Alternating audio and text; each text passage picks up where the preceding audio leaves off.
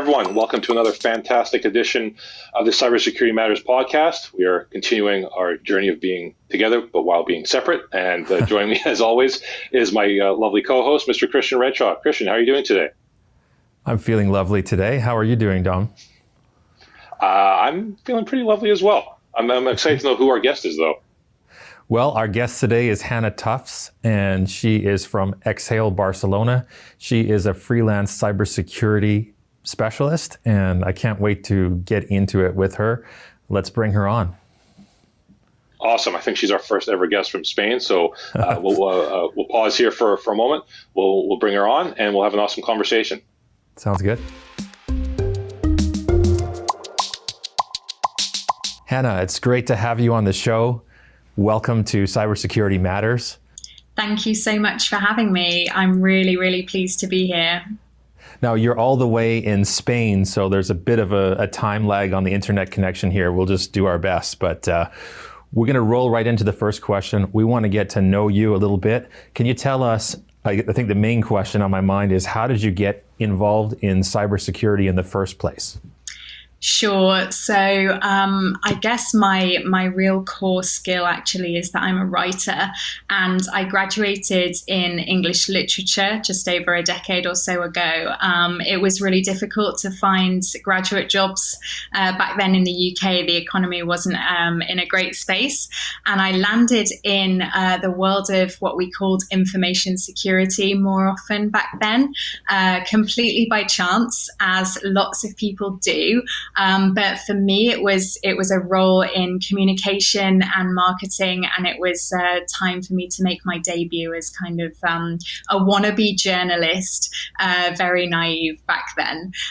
So I soon kind of realized that actually the industry that I was going out to my friends and family and kind of describing as, oh, it's quite dry and quite techie, you wouldn't really get it, was actually really, really engaging, and for me was such a huge creative challenge to take something that, people struggle to engage with, but to turn it into something much more relevant and kind of humanize that topic. So it got me quite quickly, and I deviated a little bit from cybersecurity and went into the world of finance for a few years, where I was on the other side of all of those kind of awareness campaigns that I'd been working on, which was really interesting to see how they really lacked visibility in that kind of corporate environment.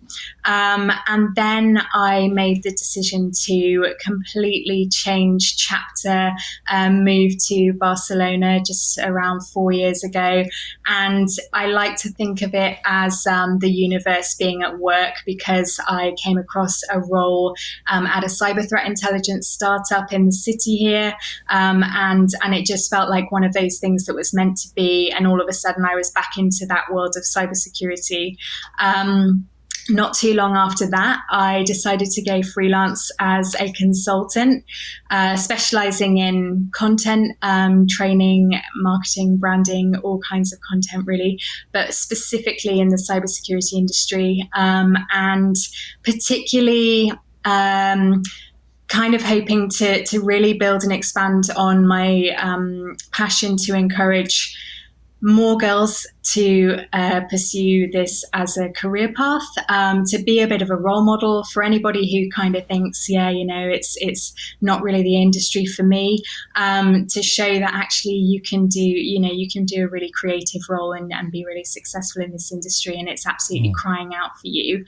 And much more recently, I kind of started studying more around digital wellness and the neuroscience involved in our relationship with technology, and saw loads of synergies with the types of things that I bring into training programs and awareness programs in cybersecurity.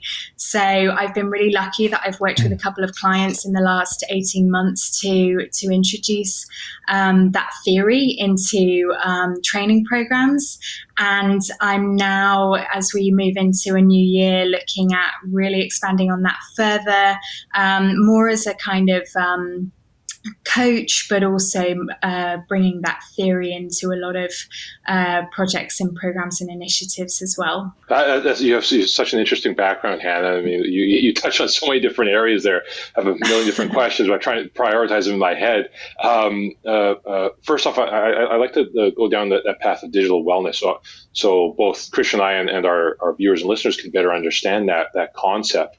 So is that related on the vein of the fact that people have become so reliant, almost addicted to technology, whether that be their computers or their smartphones, and that when we're talking about our physical wellness as well, we need to understand how that merges into our digital wellness. I'm wondering if you could just explain a bit further in terms of how that affects, or how one's digital wellness can affect one's overall physical and mental wellness as well. Sure. So I will try to keep it concise because it's a very broad field, but it's one that fascinates me, but also frightens me at the same time. And I don't know whether you've caught it on Netflix over in Canada, but recently The Social Dilemma really kind of awakened that further in me. So it was last year that I studied with a program called Consciously Digital, just before I went off and had a baby. So, I like to take on as many things as I possibly can at one time. But it was the perfect way to kind of shut down before I started maternity leave.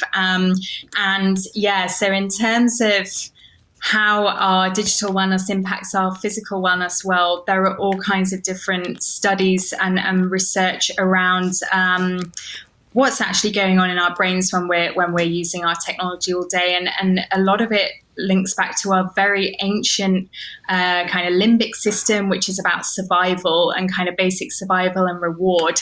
And the thing is for us nowadays, reward comes in the shape of our little red notifications, as opposed to dinner kind of running by and chasing after it and spearing it. So this is what's actually happening, and this is why it is so difficult to break those habits, because they are so hardwired. How difficult it is to form new habits, especially the older we get. And we see, especially with children who are exposed to technology younger and younger, they're also forming these habits very early on while their brains are still developing at a really incredible rate.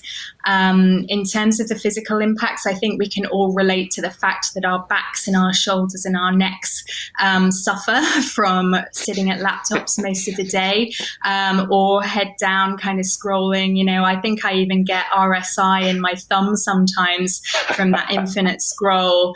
It's a real thing, but I've been really focusing on areas around how our ability to focus, our ability to think creatively, and actually our ability to be bored are really vastly diminished because of our reliance and our relationship with technology nowadays.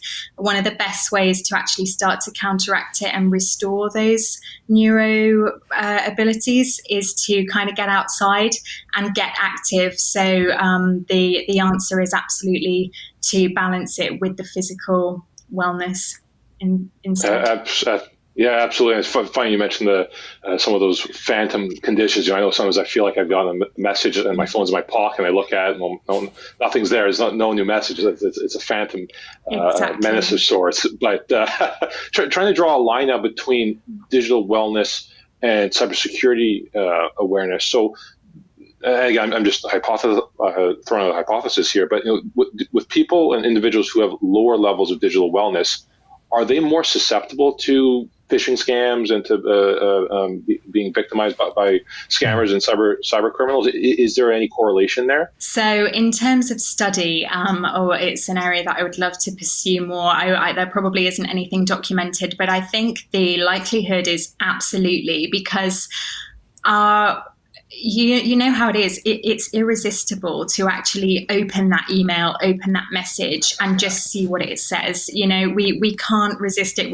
Our thumbs and our fingers kind of do it on autopilot. We sometimes don't even know how we've moved from app to app. It's just kind of happens subconsciously. And I think, the basics of actually counteracting threats that rely on social engineering techniques is often to pause and to think twice and to verify some of the characteristics that you're seeing, which are often really overridden by these kind of neurohormones that are at work that are just so excited to kind of get that reward hit, get that dopamine hit. And maybe there's a bit of oxytocin and serotonin in there as well.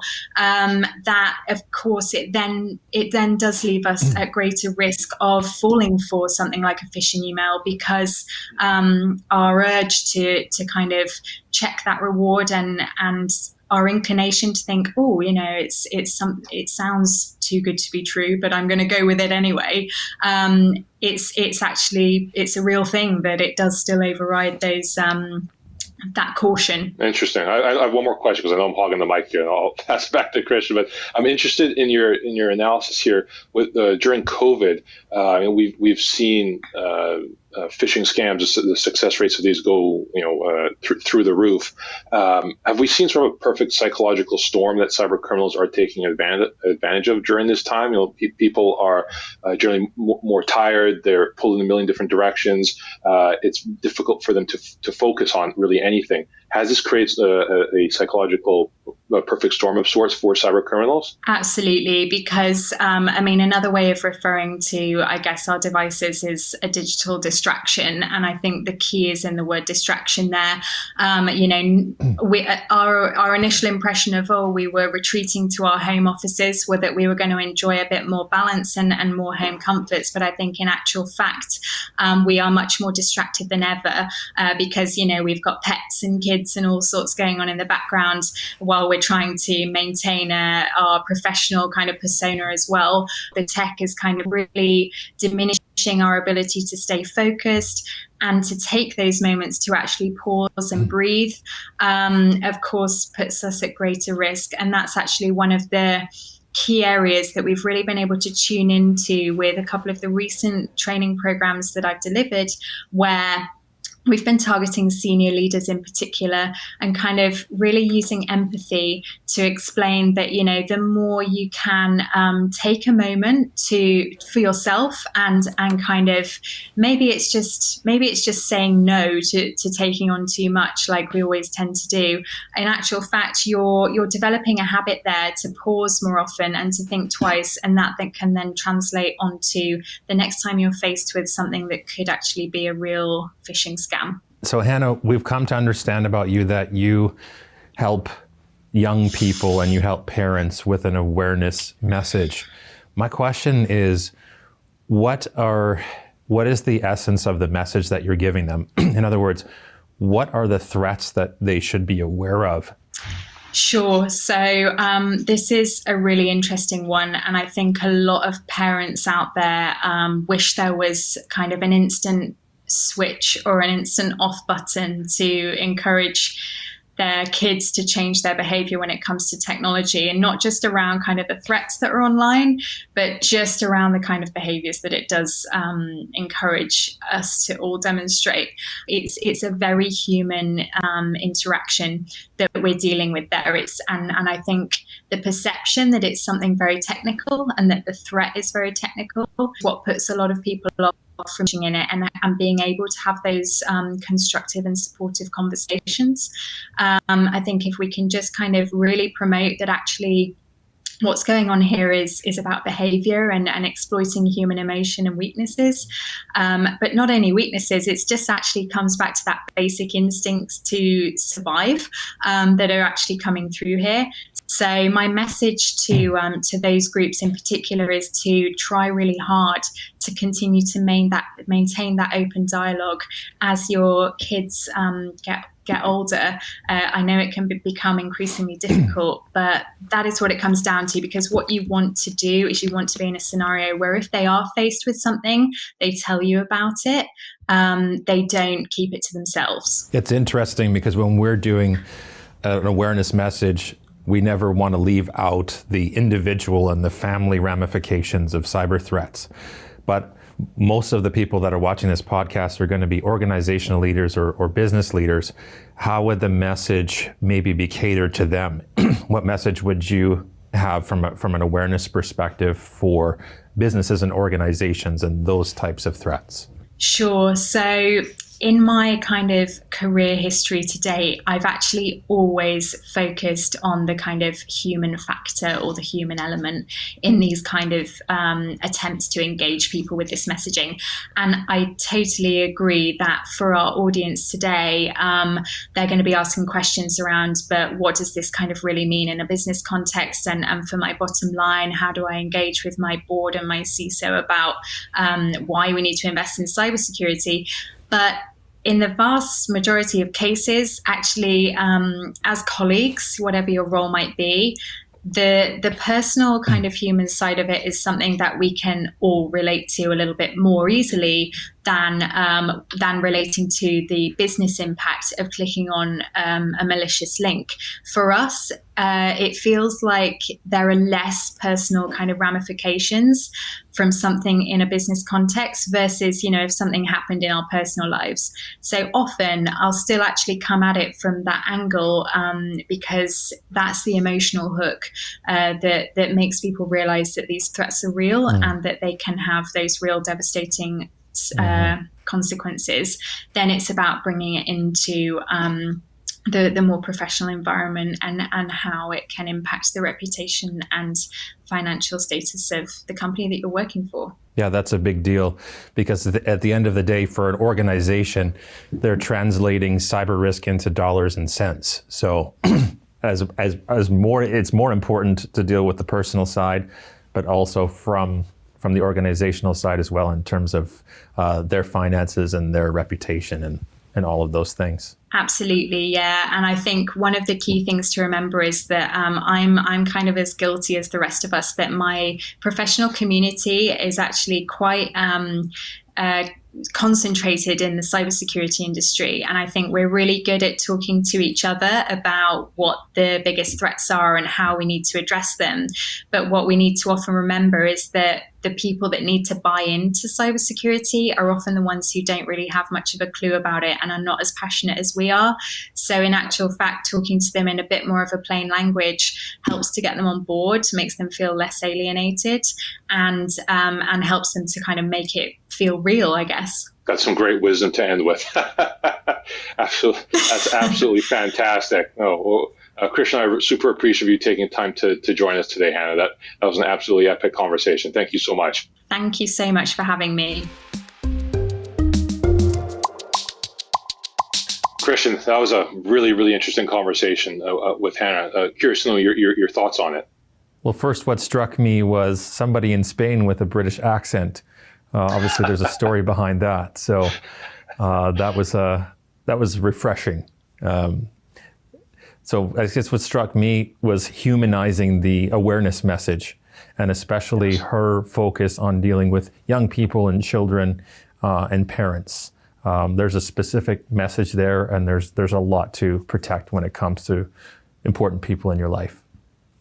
Absolutely. I think, the extension of that was the concept she introduced to us of being digital wellness, and I think that was very, very interesting concept. And, as our lives become increasingly digitized, it just only makes sense that an extension of our wellness needs to be in that digital world as well. So I think it was really, really interesting for Hannah to lay that out. We were very grateful to her for that very time relevant today. For all of us. Yeah, absolutely. And speaking of being grateful, as always, we appreciate all the loyal listeners and viewers to the Cybersecurity Matters podcast. If you're interested in looking at previous episodes, please make sure to check out the Conversations That Matter YouTube page, as well as a slew of other awesome podcasts that fly under the Conversations That Matter banner. But as always, we look forward to entertaining you and educating you every week. But until next time, be well, be safe, mask up, and we'll see you next time on the Cybersecurity Matters podcast.